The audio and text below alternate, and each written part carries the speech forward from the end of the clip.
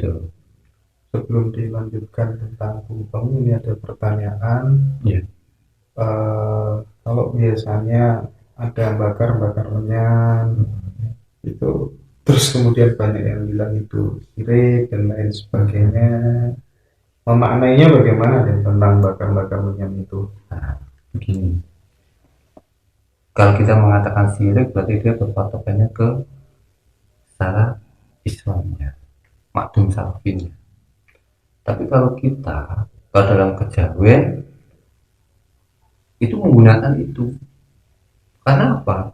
Gondo arum itu yang kita kasihkan ke goib, ke danyang. Iya, sebenarnya itu yang buat makan mereka. Kalau dikatakan syirik berarti ke patokannya dia ke Islamnya, ke makdum safinya.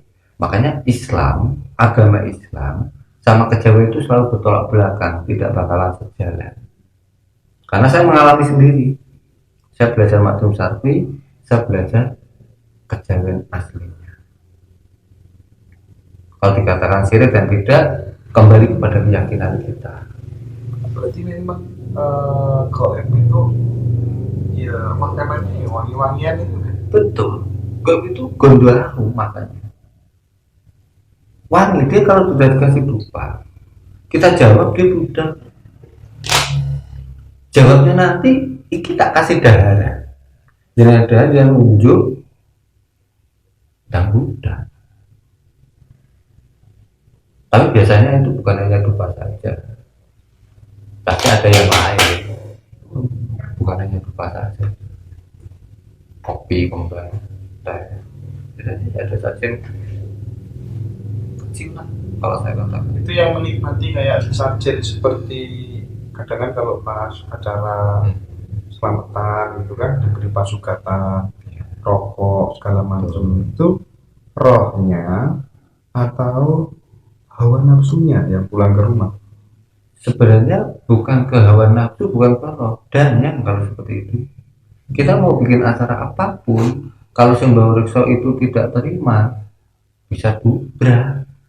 Pasti ada aja kendalanya, pasti ada yang rusak, pasti ada yang kesurupan. Tanpa kita sadari, pasti terjadi. Sebenarnya kita jawabnya bukan ke situ, minta keselamatan supaya tidak ada yang mengganggu dengan acara, supaya ini berjalan lancar, tidak ada apa-apa. Nggak sewu itu berarti ya. Nyon sewu, permisi, mohon izin, seperti itu. Terus ini ya apa? Sering ada orang ngeluh cari rezeki itu susah. Caranya kalau di dalam apa tuh namanya di dalam tradisi kejawen itu kira-kira menangani teman-teman yang seperti itu bagaimana tuh? Untuk supaya apa ya rezekinya mudah terbuka, faktor apa yang menghalangi dan caranya untuk stimulasinya seperti apa? Sebenarnya gini, kalau orang dalam kejawen itu, kalau kita sudah ketemu dengan sedulur papat, sebenarnya kita sudah bisa memerintahkan untuk mencari rezeki. Itu kan malaikat papat. Semua penjuru empat kiblat itu dia sudah menguasai. Kata lolong kidul itu dia sudah berjalan. Kita tengah malam kita jawab, tapi tanpa ada lambaran genteng, seng atau apapun, kita harus di tengah latar.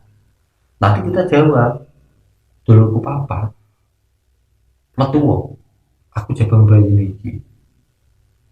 Kabeh tak kongkon, golek ana rezeki, cukup ana rezeki, teko segala penjuru. Ojo sampai kalah karo liyane. Budal, otomatis budal. Kalau opsi lain dari kejawen kira-kira selain memanfaatkan sedulur papat apa ada? Ritual-ritual khusus, peruatan apa? Kalau untuk obatan itu hanya sebenarnya untuk menghilangkan sengkolo. Perwat itu kita membersihkan dari aura negatif.